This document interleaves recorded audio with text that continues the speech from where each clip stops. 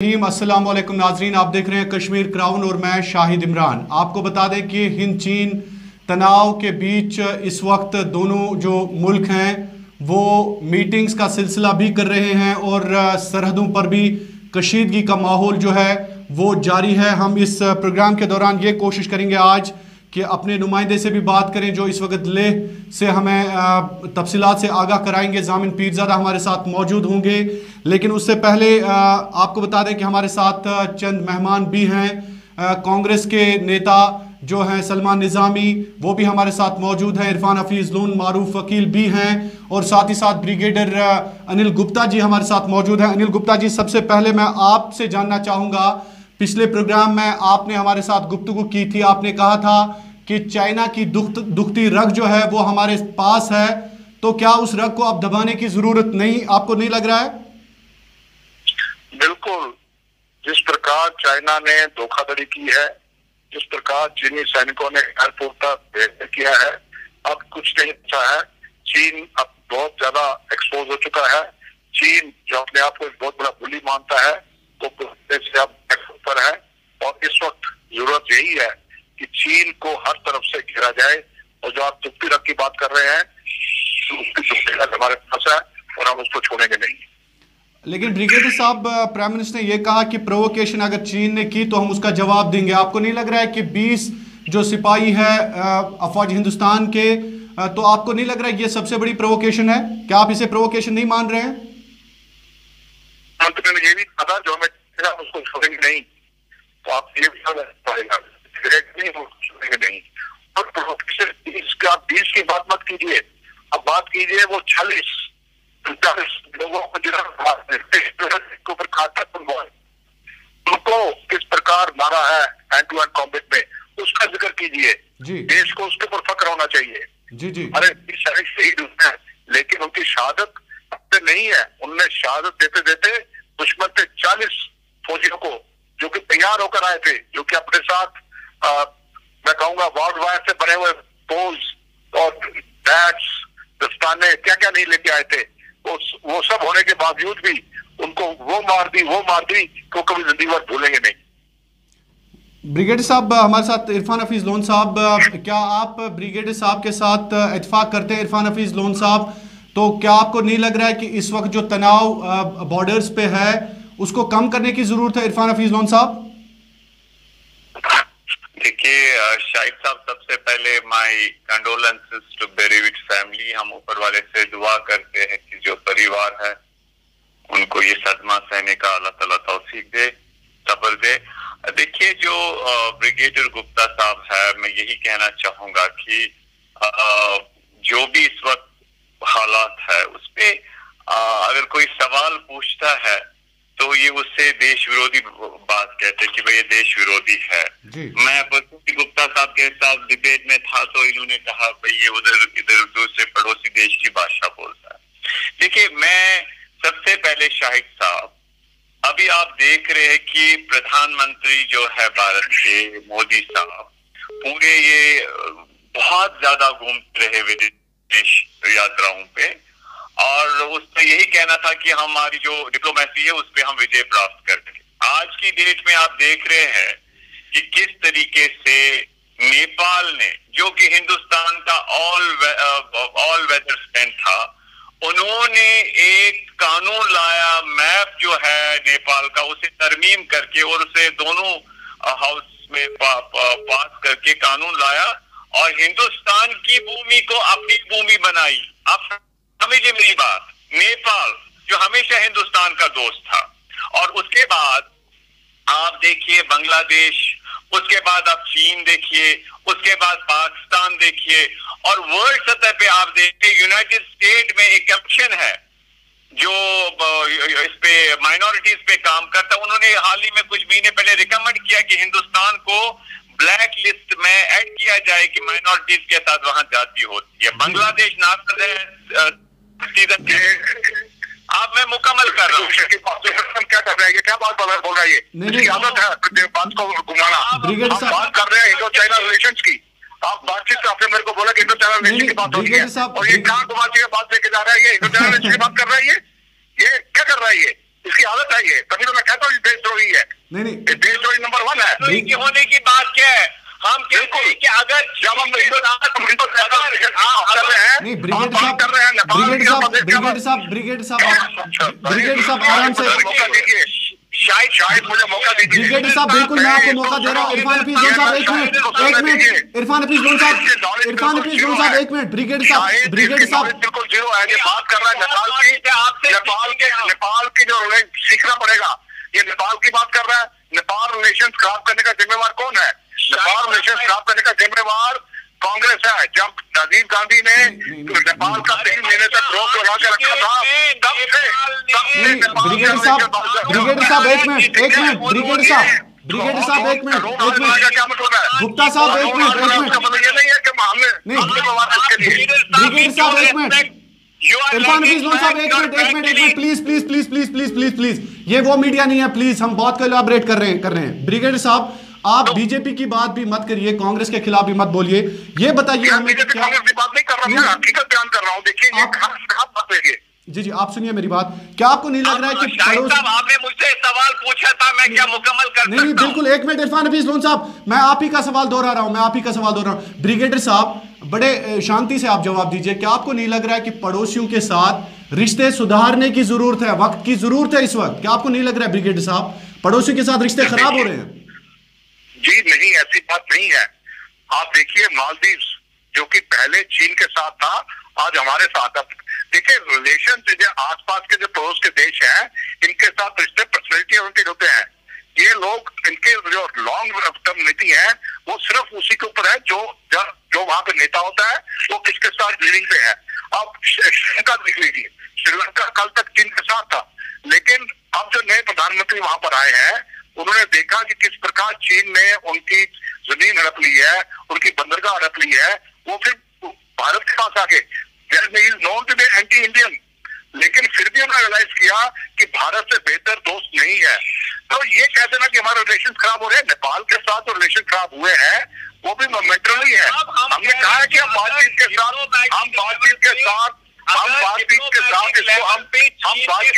इसको भी ठीक कर सकते हैं। शायद आज हमारे सेना के लोग ऐसे नहीं मारे जाते। अरे डिप्लोमेटिक लेवल पे पिछले सालों से बात चल रही है, पिछले और डिप्लोमेटिक लेवल पे बातचीत तो हमेशा से हो रही है। सकते हैं हम ये सवाल पूछ सकते हैं कि हमारी जम्मू कश्मीर की भूमि जो गलवान वैली है वो अभी तक विवादित नहीं थी, आज चीन ने उस पर कैसे ब्रिगेड साहब ये भी सवाल है, ब्रिगेड साहब ये भी सवाल है इरफान हफीज लोन का कि आज तक चीन शायद मेरी बात सुनिए, वैली नहीं थी, वो जम्मू कश्मीर की भूमि थी और आज उन्होंने हम पे आक्रमण किया है। ब्रिगेड साहब आप जवाब दीजिए ब्रिगेड साहब। कांग्रेस पे चले जाते हैं आज, शायद वर्तमान में एक मिनट, इरफान हफीज लोन साहब ब्रिगेड साहब को इसी सवाल का जवाब दे रहे हैं, इरफान हफीज लोन साहब ब्रिगेड साहब इसी सवाल का जवाब दे रहे हैं कि कल तक चीन की हिम्मत नहीं थी कि वो लद्दाख के हवाले से सवाल उठाता, लेकिन आज वो गलवान वैली पर भी कब्जा करने पे तुला हुआ है। ब्रिगेड साहब जवाब दीजिए। बिल्कुल, बहुत वाजिब सवाल है आपका, लेकिन आपको समझना पड़ेगा, इसको नहीं मालूम है। गलवान वैली जो है एलएसी ने 2 हिस्सों में बांट रखी है, एक हिस्सा चीन के पास है, एक हिस्सा हमारे पास है। पेट्रोलिंग पॉइंट 14 एलएसी की तरफ है, हमारे हिस्से में है। एलएसी के ऊपर का गलवान वैली है जहाँ पर किसकी पोस्ट 1 और 2 है वो चीन की है, ठीक है। हमारे हिस्से में, हमारे इलाके में कोई नहीं आया है, कोई घुसपैठ नहीं हुई है। PP-14 अभी भी हमारे पास है, ठीक है। तो ये कह देना इसका इरफान लोन का ब्रिगेड साहब अगर चीन नहीं आया है तो फिर लड़ाई किस बात की? 20 सैनिक जो है वो कैसे मारे गए? आपको किस बात की लड़ाई में आपको बता दूं किस बात की हुई है? लड़ाई इस बात की हुई है, अमेरिका ने कहा एग्रेशन हुआ है, भारत सरकार मानती है कि वो हमारी भूमि में आए। राजनाथ सिंह ने 2 जून को कहा टीवी पे आके कि वो ऐसी टेरिटरी पे आ गए जिसे हम अपनी मानते हैं और वो कहते हैं हमारी है। गलवान बिल्कुल नहीं कहा, सारे लोग सरासर झूठ है, कोई ऐसा नहीं हुआ, ये सरासर झूठ है। आप 2 दिन का बयान देख लीजिए और उसके बाद प्रेस इंफॉर्मेशन ब्यूरो का बयान भी देख लीजिए कि जो ये लोगों ने मास्टर आगे राजनीति की बात कही थी वो फेक था। नहीं ब्रिगेड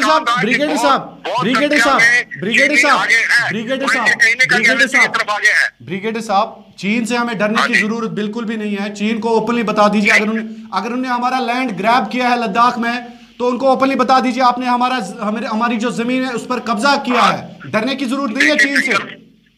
फिंगर 8 और फिंगर 4 के इलाके में आए हुए हैं, इसमें कोई दो राय नहीं है, हम भी समझते हैं।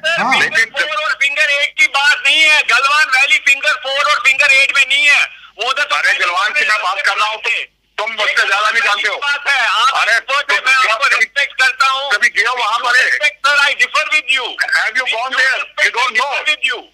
You don't know, please, you don't know, don't talk, you don't know the area. अच्छा, ठीक है। ब्रिगेडियर साहब, PP14 is with us. Arrogant, sir. This is your arrogance. PP14 is with us. PP14 is with us. PP14 is with us. There is a world difference between Galwan Valley and finger 4 and finger 8. And the government so that is what I'm saying. That is what I'm saying. I am saying the same thing. That incursion is there in finger 4 or finger 8, which is a different area. But in Galwan Valley, there is no Chinese incursion. Whatever incursion was there has been removed. लेकिन brigadier साहब, this is a big revelation by the senior BJP leader that there is no attack, no incursion on Galwan Valley. So far, national media is showing that Galwan Valley में वो हमें आके हमारे सेना को जो उन्होंने नुकसान पहुंचा है वो गलवान वैली में पहुंचा है। बिल्कुल, गलवान वैली नाला पे। मेरी बात तो सुनो ना। ब्रिगेडियर साहब उसका कंट्राडिक्ट कर रहे हैं। नहीं ब्रिगेडियर साहब, नहीं सुनिए, शायद सुनिए इसको गलत बोल रहा है। मैं जो बता रहा हूँ, PP14 के पास जो इंसिडेंट हुआ था, क्योंकि जो समझौता हुआ था उसके मुताबिक इन लोगों ने PP14 के सामने जो इनकी पोस्ट थी उसको हटा के अपनी पोस्ट 1 जो कि वहां से 5 किलोमीटर दूर पूर्व की तरफ है वहां पर लेके जाना था। और ये वहां से शिफ्ट कर भी गए थे, लेकिन वापस आकर बैठ गए। उसके बाद जब इनको वहां से निकलने के लिए ये पेट्रोल गई देखने के लिए वहां से गए नहीं, तो इन्होंने अचानक हमारी पेट्रोल के ऊपर हमला किया। ये है, कोई ये नहीं कि आगे हमारे इलाके में हमारे ऊपर अटैक किया है, ये गलत बात है। ये शाहिद साहब, क्या मैं एक गुजारिश कर सकता हूँ ब्रिगेडियर साहब? जी करिए जरूर। हाँ ब्रिगेडियर साहब, आप भारतीय जनता पार्टी की सरकार है, केंद्र में पूरे देश की वो सरकार है। क्योंकि आप उस पार्टी से बिलोंग करते जो सत्ता में है, मैं आपसे ये जानना चाहता हूँ कि जो अभी ये हमारा जो संविधान है उसमें जो टेरिटरी है अक्साई चीन, अमित शाह जी ने पार्लियामेंट में कहा कि अक्साई चीन जो है, ये जब हम POK की बात करते हैं, हम अक्साई चीन को भी जम्मू कश्मीर भारत की धरती है। लेकिन संविधान में जब हम देखते हैं आर्टिकल 1 जो डिफाइन टेरिटरी करता है, वो अक्साई चीन को हमारे हिस्सा नहीं बनाता है, मानता है। तो मैं आपसे गुजारिश करता हूं, क्या आप हमारी बात केंद्र सरकार तक पहुंचाएंगे कि वे विशेष सत्र पार्लियामेंट का बुलाए और अक्साई चीन संविधान में संशोधन करेंगे और अक्साई चीन को भारत का हिस्सा बनाएंगे? जी नहीं, आपने जो कहा है मैंने इसको मेरे को जानकारी नहीं है के लिए वो थप्पड़ चीन के लिए आप अक्साई चीन को भारत का हिस्सा बनाइए, स्पेशल सत्र पार्लियामेंट का बनाइए। मैं इसमें आपको जी हम अक्साई चीन को हमारा हिस्सा मानते हैं, शुरू से मानते हैं, हमारा क्लेम हमेशा रहा है अक्साई चीन के ऊपर, इसमें कोई वो शक नहीं है। जो आपने कहा संविधान में अमेंडमेंट के लिए मुझे नहीं और उसे हिस्सा बनाइए, वो चीन पे बड़ा था, मुझे नहीं मालूम है, इसलिए मैं इस पे कमेंट नहीं कर सकता। पर आपने जो कहा, लेकिन ब्रिगेडियर साहब सवाल ये भी है कि आपको लग रहा है कि 300 ब्रिगेडियर साहब आप मेरी बात सुनिए। सॉरी ब्रिगेडियर साहब, बहरहाल ब्रिगेडियर साहब से हमारा राब्ता कट गया। तो इरफान हफीज लोन साहब, आपसे मेरा आखिरी सवाल है, क्या आपको लग रहा है कि 370 के बाद जो सूरत हाल अभी सरहदों पर बनी हुई है, इसका भी एक अच्छा खासा असर जो है चीन की जो इस वक्त हिम्मत है कि वो लद्दाख में आके अफवाज हिंद पर हमला करता है, क्या आपको लग रहा है कि 370 के बाद भी ये मामला सामने आ गए? देखिए, मुझे लगता है कि ओवरऑल जो भी डिसीजंस लिए गए, जिसमें 370 का भी मामला है एब्रोगेशन, तो उसमें और जो सीजन अमेंडमेंट एक्ट है उसके हवाले से जो विदेश पूरे इंटरनेशनल लेवल पे जो हिंदुस्तान की एक इमेज थी, ये one of the largest democracies of the world है और एक सेक्युलर कंट्री है, उसमें काफी नुकसान हुआ है। मैं कहूंगा इरेपरेबल लॉस हुआ है उसमें। और जहां तक कि 370 के बाद ही बहुत सारे लोग एक्सपर्ट ये कहते थे कि चाइना को एक रीजन बनेगा कल यहाँ पर हस्तक्षेप करने में, और उन्होंने किया है। और मुझे लगता है कि जो इस वक्त सूरत हाल है वो यही है कि हिंदुस्तान की जो विदेश नीति है वो सही नहीं रही है, वो फेलियर है। अगर आप देखेंगे, जिसपे अभी गुप्ता साहब को गुस्सा आया, नेपाल आप देखेंगे तो हमेशा हिंदुस्तान के साथ रहा, आज वो हिंदुस्तान की टेरिटरी अपनी बना रहा है। चीन का आप हाल देखिए, पाकिस्तान का आप हाल देखिए, जम्मू कश्मीर के लोग नाराज, 370 इन्होंने चोरों की तरह हमसे ले लिया, कहा यहाँ अमरनाथ यात्रियों पे हमला हो रहा है इसलिए हम यहाँ सेना बुला रहे हैं। दूसरे दिन इन्होंने हमें जेल में डाला पूरे कश्मीर को और 370-35A को ले लिया। सब पॉलिटिकल एक्टिविस्ट, सोशल एक्टिविस्ट जितने भी लोग थे सबको जेल में डाल दिया।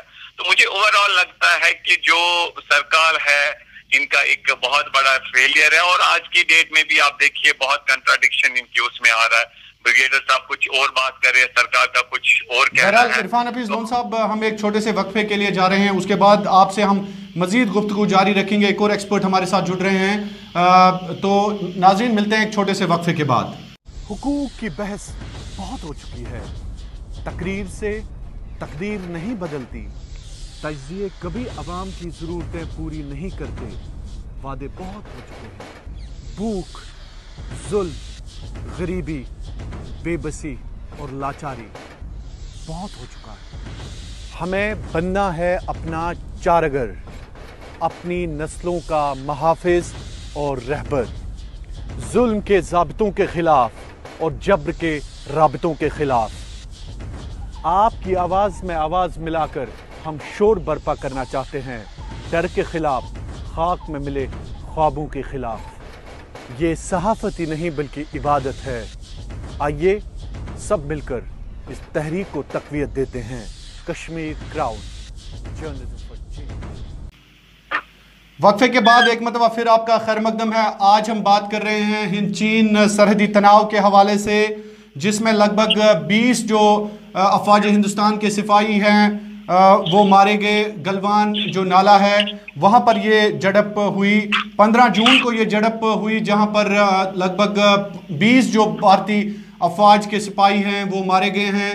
15 जून को ये आपसी झड़प हिंद चीन अफवाज के माबेन हुई और खून झड़प के दौरान काफ़ी नुकसान हुआ। ताहम ये भी बताया जा रहा है कि चीनी जो फौज है उनको भी लगभग बहुत ज़्यादा नुकसान सहना पड़ा। लेकिन आपको बता दें कि 1962 के बाद ये सबसे बड़ी लड़ाई है इस सरहद पर, जिसमें इतना ज़्यादा नुकसान देखने को मिला।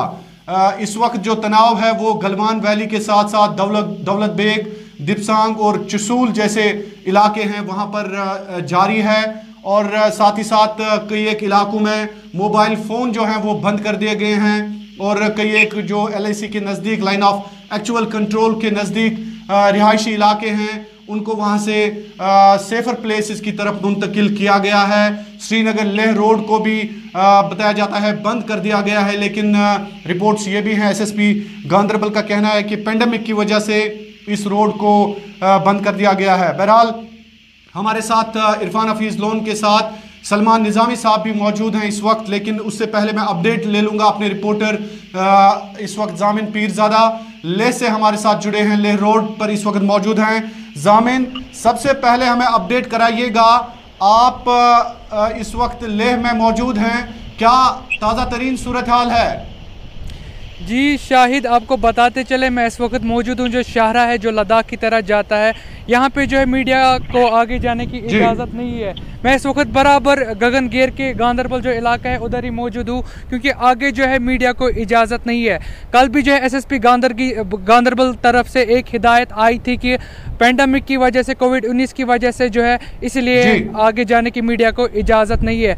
सुबह से ही आपको बताते चले, सुबह से जब दिन शुरू हुआ तो इंडियन आर्मी की कॉन्वॉयज एक बड़ी तादाद थी। रिहायशी जो यहाँ पे मकीन है उन्होंने भी ये कहा कि ऐसे जो ये सूरत हाल है, ऐसे पहले हमने बहुत टाइम पहले लगभग 45 साल बाद उन्होंने देखा था। ये एक बड़ी तादाद जो है इंडियन आर्मी की वो लद्दाख की तरफ जाती हुई है और हम इस वक्त उसी सड़क पर मौजूद है।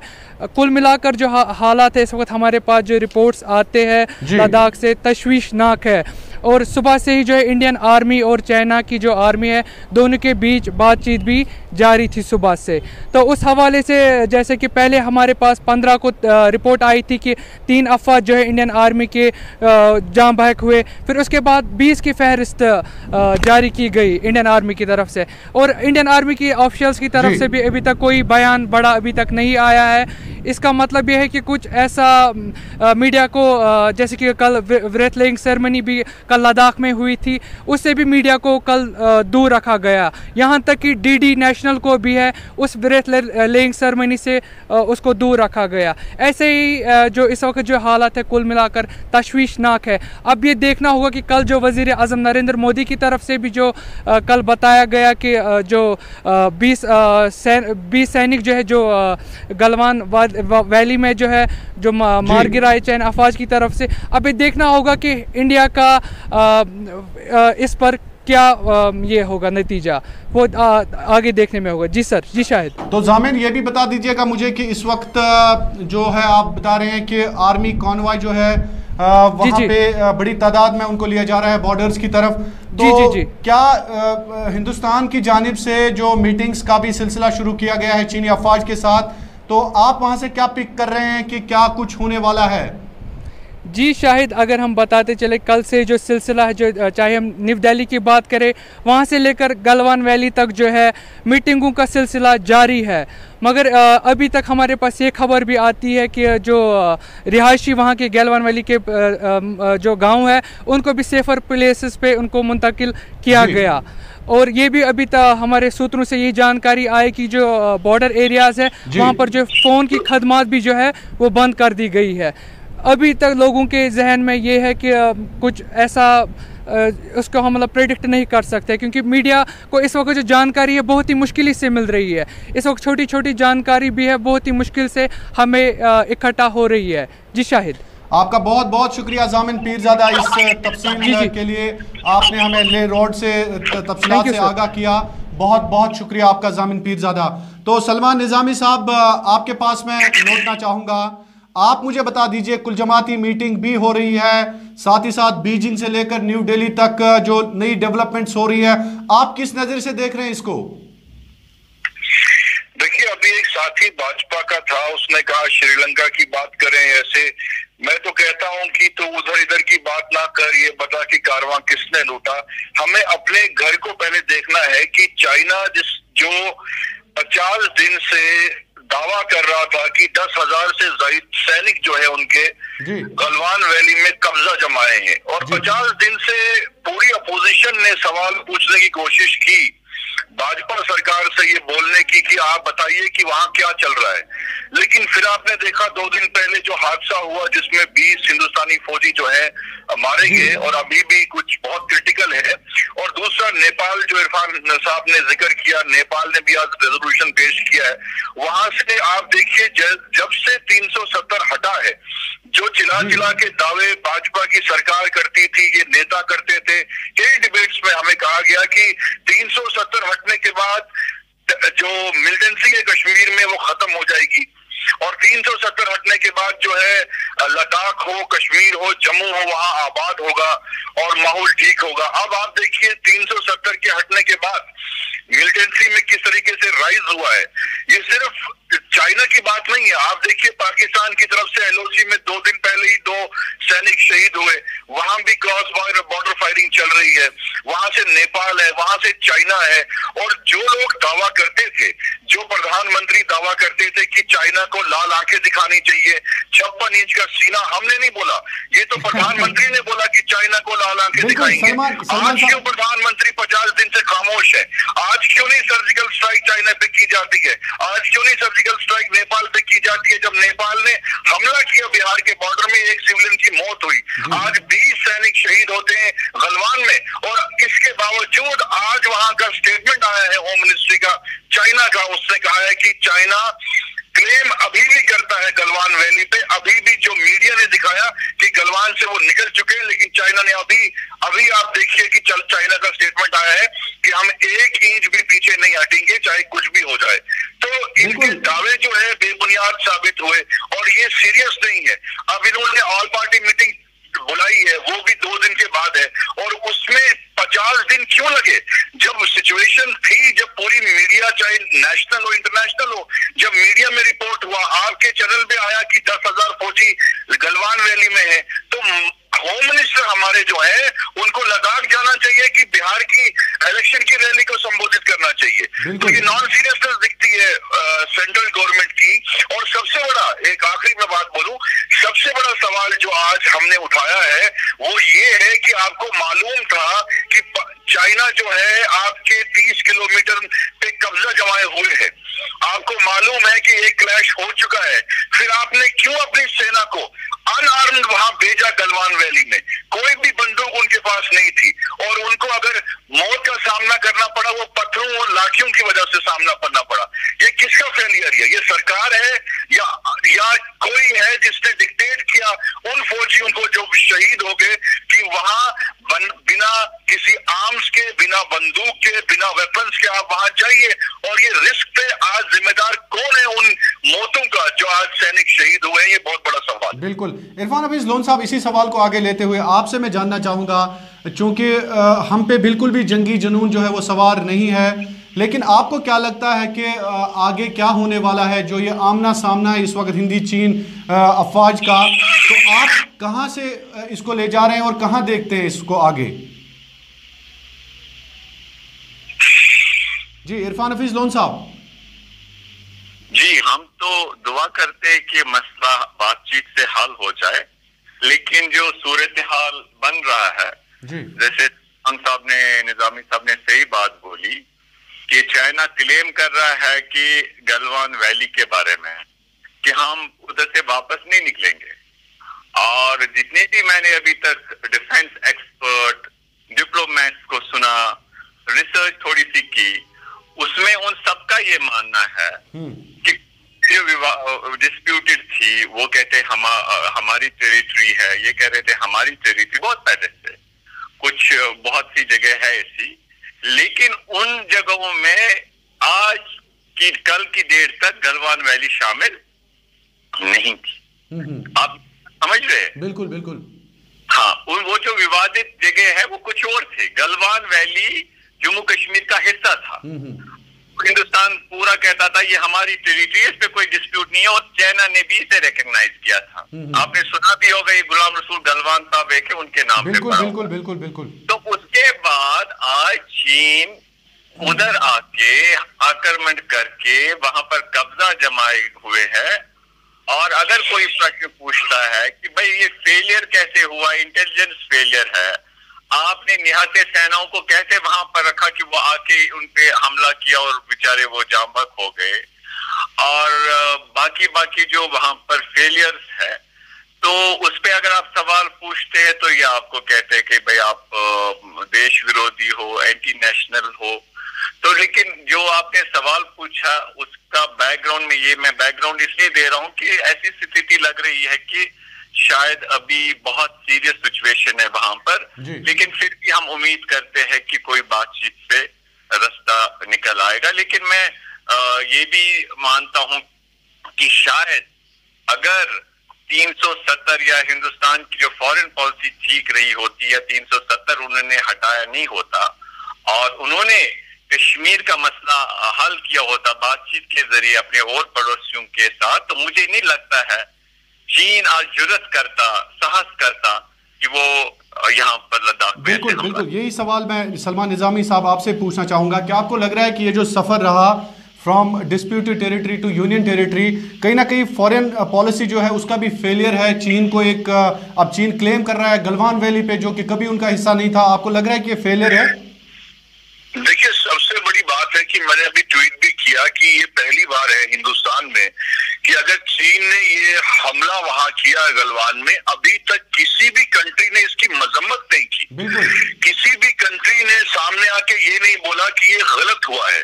तो ये जो प्रधानमंत्री ने जो टैक्स पेयर्स की मनी से विदेशी दौरे 1000 से ज्यादा विदेशी दौरे किए और ये कहा कि मेरी फॉरेन पॉलिसी, मेरे फॉरेन रिलेशंस, ये आप देखिए कि आपके नेबरिंग कंट्रीज के साथ कैसे रिलेशन है आज।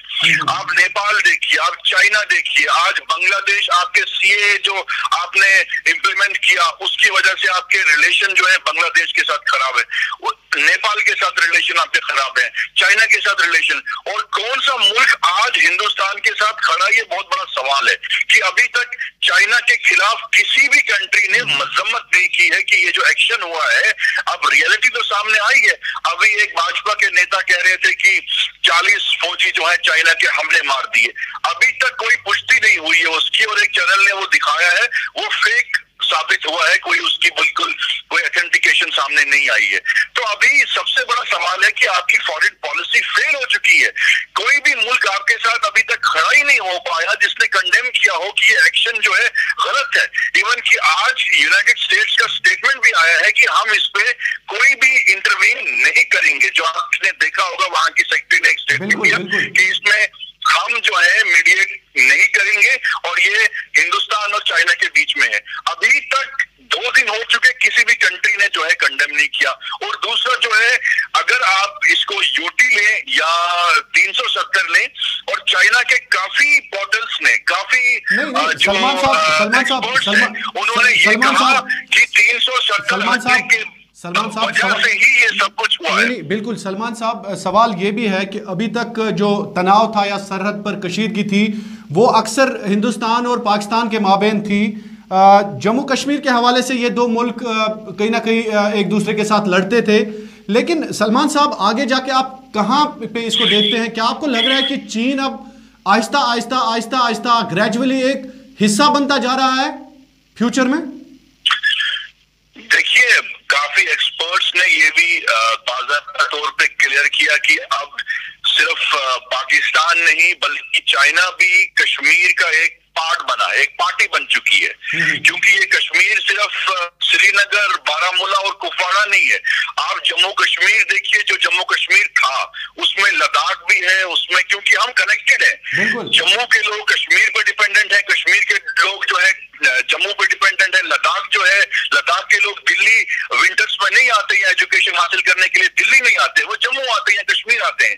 तो इंटर जो रिलेशन जम्मू कश्मीर का है, इस पे एक पार्टी जानबूझ के हिंदुस्तान ने बनाई। अब जो आपके मेन स्ट्रीम लीडरशिप है कश्मीर में, जो हिंदुस्तान के प्रचारक मैं बोलूंगा, जो लीडर थे उनको आपने डिटेन कर दिया और एक साफ मौका दिया पाकिस्तान को और चाइना को वो अपने एजेंडे को जम्मू कश्मीर में नाफिज करे। और जहां से आप देखिए, सिर्फ चाइना ही नहीं बल्कि पाकिस्तान भी कोई कभी नहीं छोड़ा, चाहे इंटरनेशनली उसने हिंदुस्तान को डिफेम करने की कोशिश की। जब 370 हटा या आपने 2017 की किलिंग्स देखी, उसने कहां कहां यूएन हो और बाकी कितने कंट्रीज को यूनाइट करके, चाहे उसमें OICC हो चाहे कोई भी हो, और किस तरीके से हिंदुस्तान को डिफेम किया इंटरनेशनली। और जो अभी आपने देखा रिसेंटली हिंदुस्तान में जो इस्लामोफोबिया राइज हुआ, उससे किस तरीके से अरब मुल्कों ने कंडेम किया और यूनाइटेड नेशंस ने कंडेम किया, अमेरिका ने कंडेम किया। तो कहीं ना कहीं हिंदुस्तान की जो पॉलिसीज रही है भाजपा हुकूमत की द्वारा, वो इम्पैक्ट हिंदुस्तान पे पड़ा है इंटरनेशनली, इंटरनेशनली। और आपके सामने एक सबसे बड़ा सबूत है कि आज इतनी बड़ी घटना होने के बावजूद कोई भी मुल्क हिंदुस्तान के सामने नहीं आ रहा। सलमान साहब, मेरे पास वक्त कम है। इरफान हफीज लोन साहब, आखिर पे आपसे मैं जानना चाहूंगा, अभी तक ये बायलेटरल इशू हम कहते थे, बहरहाल जब भी हिंदुस्तान या कोई और मुल्क बात करता था वो कहते थे कि ये हमारा आपसी मामला है, लेकिन चीन का इसमें आना, क्या आपको लग रहा है कि ये एक सीरियस इशू, और ये भी कहा जा सकता है ये अब ट्राई पार्टी इशू बन रहा है? जी इरफान हफीज लोन साहब।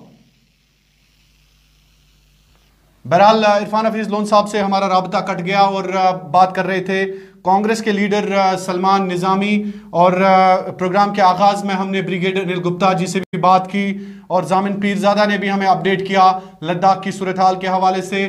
करंट अपडेट यही है कि हिंद चीन अफवाज के माबेन जो कशीदगी गुज़िश्ता 1 माह से जारी है, उस कशीदगी ने एक ख़तरनाक रुख 15 जून को तब इख्तियार किया जब दोपहर के वक्त हिंदी चीनी जो अफवाज है वो गलवान नाले पे एक दूसरे के आमने सामने आए और नोकीले जो हथियार है उन्होंने एक दूसरे पर वार किया, जिसके नतीजे में हिंदुस्तानी अफवाज के लगभग 20 सिपाही और एक कर्नल जो है वो मारा गया। और ये भी क्लेम की जा रही है कि चीनी अफवाज के लगभग 40 सिपाही भी इस झड़प में मारे गए हैं, लेकिन चाइना ने इस बात को अभी तक कंफर्म नहीं किया है।